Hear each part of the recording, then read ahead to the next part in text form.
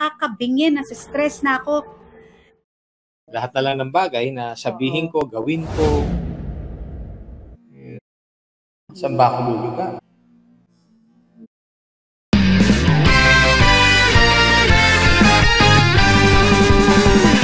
Always reminding you that kapag happy ang spouse, magiging happy ang buong house. Welcome sa inyong lahat. Another episode, interesting topic. But before that, love, mag-like, mag-subscribe. Social media accounts katulad ng Facebook, ng Instagram, meron din po tayo sa YouTube, TikTok, at saka ang Twitter. Familiar ba kayo sa mga reactions na minsan narinig po natin sa mga kamag-anak, kaibigan? Sinasabi nila, parang wala na akong nagawang tama. Or, nasa stress na sila. Kasi, dapat yung asawa nila ang lagi na lang nasusunod. Kaya ang title nga natin, Hindi Ako Robot. Kakabingin, nasa stress na ako. Hindi ako robot. Sino ang nagsasalita ng hindi ako robot? It depends. Kasi kung sino yung sa tingin nila na quote-unquote na kinokontrol sila inside the marriage relationship. A controlling spouse may not always be easy to know or spot. Hindi sila madaling makita or makilatis ng kanilang asawa. Minsan, the spouse may be aggressive or emotionally manipulative, acting out of insecurity. Controlling spouses are acting out of sense of minsan yung pagiging vulnerable nila. Ang pag-usapan natin ay hindi ako robot. Ito yung 10 characteristics of a controlling spouse. We are here to encourage and be able to help you process things. Ma-flourish pa yung ating marriage relationship. Una natin pag-uusapan ay constantly criticize. Nangungutya. Walang humpay na pangungutya. They don't stop criticizing. Okay. Kaya ginagawa ito because sometimes they try to convince yung mga asawa nila. Gusto lang naman nila makatulong. To be a better person daw. No matter how small a criticism sinasabi o binibigay, it would be very hard to feel accepted, validated, and feel loved by your spouse. Napuput down na yung asawa. Kaya feeling tuloy niya, sobra talaga naman to. Oh.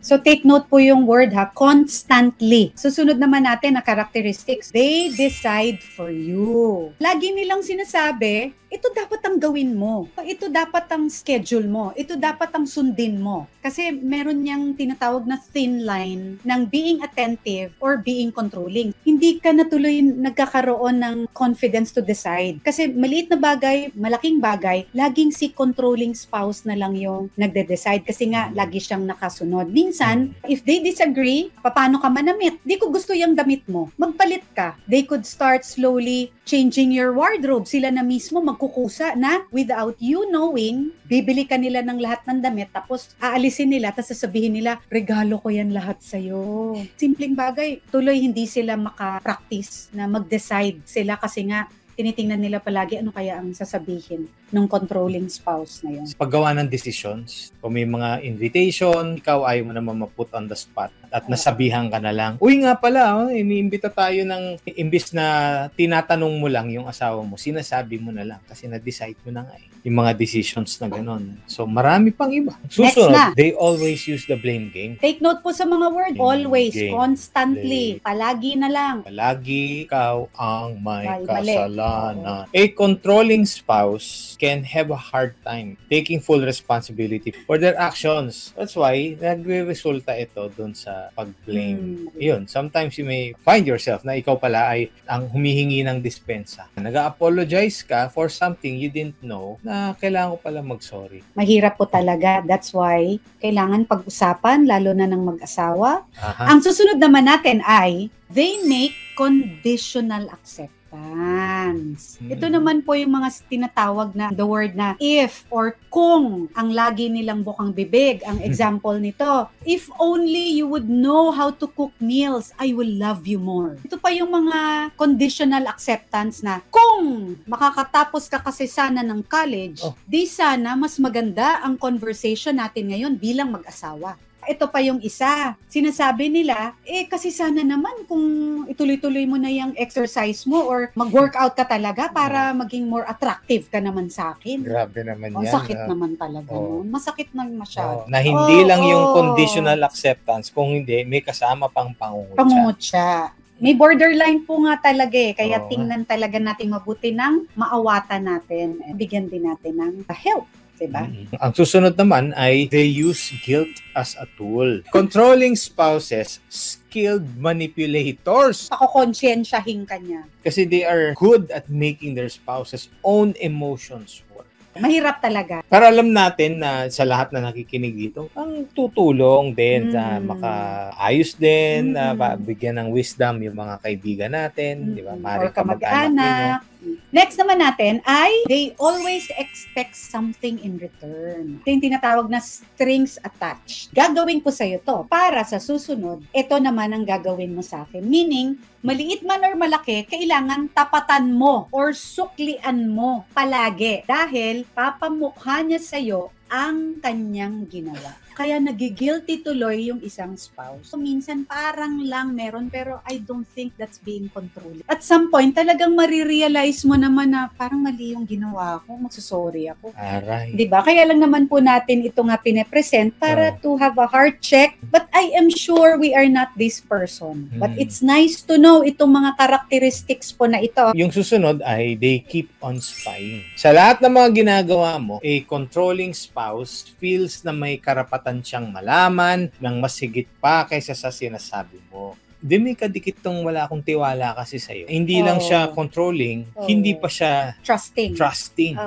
They keep on spying. Checking your phone, pasok sa email mo, kahit na ang email mo ay company email. Just qualify lang din. Kasi syempre, dapat mo naman din i-open naman lahat. I-open mo lahat ng iyong social media accounts, pag-unlock ng phone mo. Pero ito lang, si wife naman, ginamit talaga niya yung pagkakataon na yon. Na since inopen mo naman lahat, o-open ko talaga yan palagi. Meron pa ring argument. When you say keep on spying, ito yung hindi mo nalalaman, lingid sa kaalaman mo. Kaya meron din talagang hindi totoong maganda dito sa controlling characteristics na to. Ang susunod pa ng controlling na characteristic, they do not respect your me time. Hindi nila tinatanggap na ang oras na para sa'yo or me time para ma-recharge ka at maka-time out. Sasabihin nila, bakit kailangan mo pa yan? Hindi mo na yan kailangan. Papa-feel guilty ka na naman nila. Ayan, mag-isa ka na namang nagsasaya na hindi kami kasama. Siguro hindi mo na kami minamahal. Masyadong extreme itong characteristics po na ito, no? Pag ganito na pinagsama-sama natin tong lahat ng ito. Sa akin, beneficial din yung me time. Ako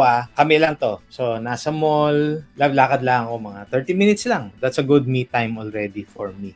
And I respect your me time pagka mag-mani-pedi. Yan. Okay? Sige.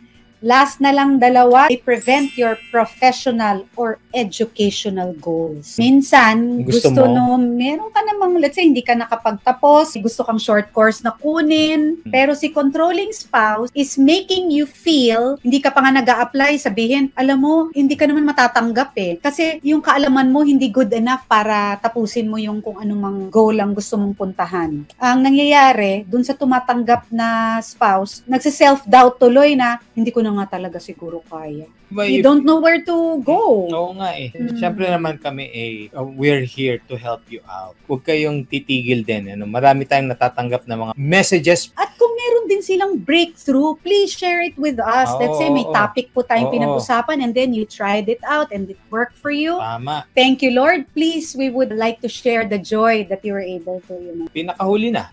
Sa pamilya ninyo. 10 characteristics na ito. They isolate you from family and friends. Yan, talagang medyo seryosong grabe naman. It may simply start with this gesture. This is often a first step of a controlling spouse. Huwag nang pumunta sa nanay mo. Huwag na tayo dyan. Huwag na tayo dyan. Ngayon, idadahilan, pwede, di ba? Taas ang gasolina, o kaya mahal ang pamasahe, di ba? Qualify nyo kung sino yung friends na yan. Pero syempre, pagdating sa pamilya, ang hirap naman, lalo na kung sa magulang mo, iniiwas o ina-isolate yung iyong asawa. Minsan din naman, they try to turn you against anyone, a family member, a close friend, that you used to rely on. Pero sa ginagawa mo as a controlling spouse, Arang gusto nung spouse, sa akin ka kasi pumunta. Sa totoo lang, paano ako pupunta sa'yo? Kung lagi mo kong kinukutya, lagi mo akong minamaliit, pupunta na lang ako sa ibang tao na hindi ko mararamdaman ng ito.